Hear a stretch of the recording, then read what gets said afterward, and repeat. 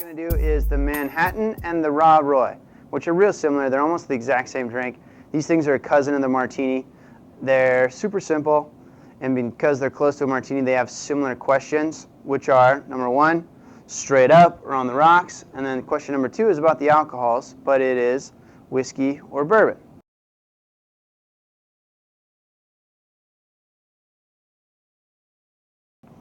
Sweet vermouth, kind of like dry vermouth, is wine.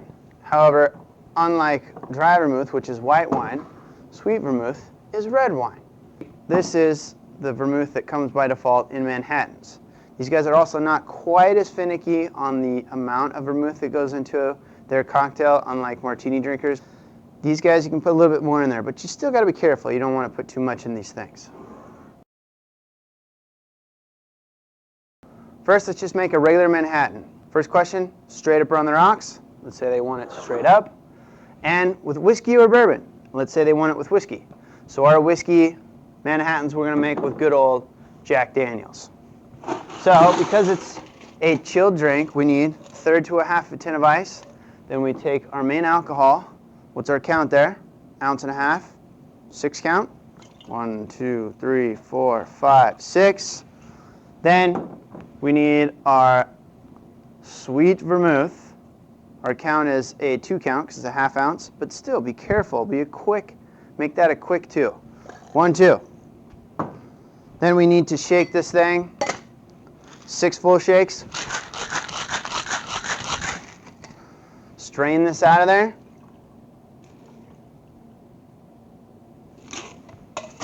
Then for the garnish, sweet, because it has sweet vermouth. Sweet gets a cherry. Boink.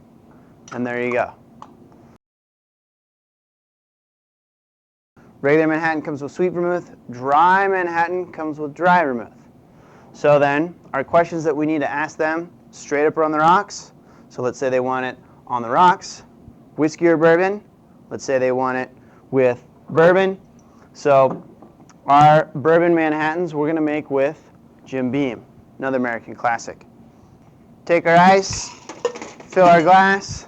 Then we need to take our main alcohol, which is going to be a ounce and a half, 6 count.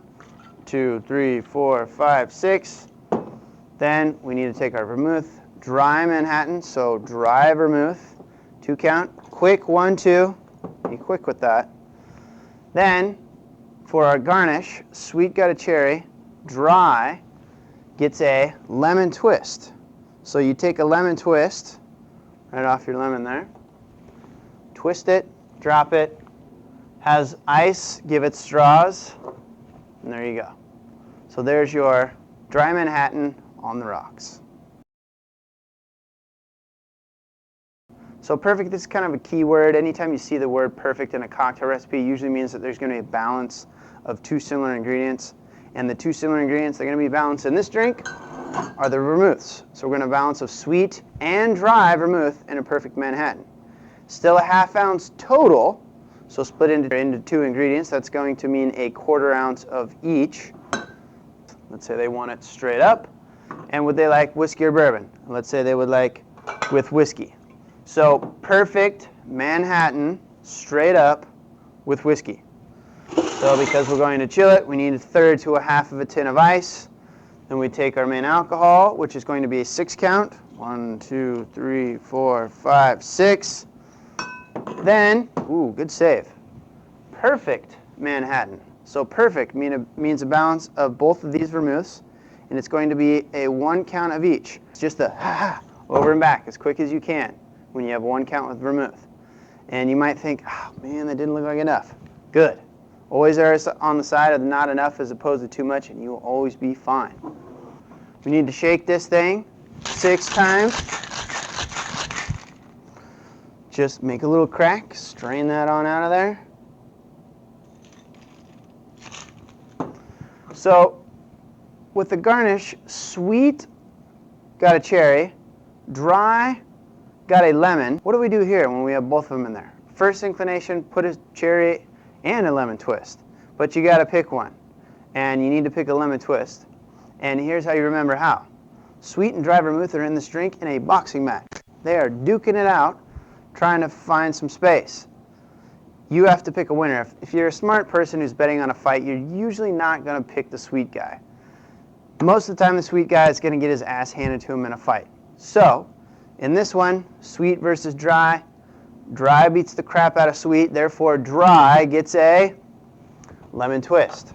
So we go back to our lemon, we pull off another little twist, we twist that, drop it in there. There you go. Perfect Manhattan whiskey, straight up. So with the Southern Comfort Manhattan, we know what alcohol we need, so all we have is one question. Would they like that straight up or on the rocks?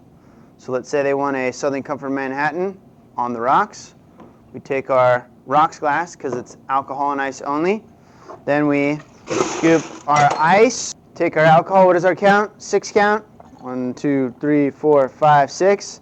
All right, now think cooking for a second. If you're cooking something and it's really salty, you don't add more salt to it. If you're cooking something and it's really sweet, you don't add sugar to it. This, in case you don't know, is very sweet.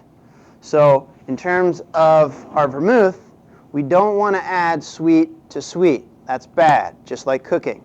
So we want to try to balance it a little bit and add dry to sweet. Does that make sense? So our dry vermouth is going to be a quick 1, 2. Now a little bit of a curveball with a garnish, because usually sweet gets a cherry, dry gets a lemon twist.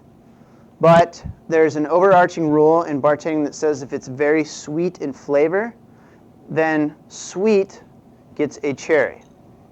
So if a drink doesn't taste that sweet normally, like a regular Manhattan, go by the vermouths. Sweet gets a cherry, dry gets a lemon twist.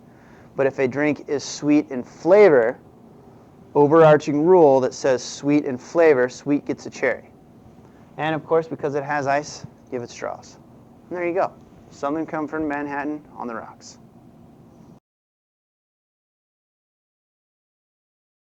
All right, the next one is a Rob Roy, which is almost exactly the same as a Manhattan in every way, but instead of whiskey or bourbon as your main alcohol, it's going to be Scotch. Always and only Scotch.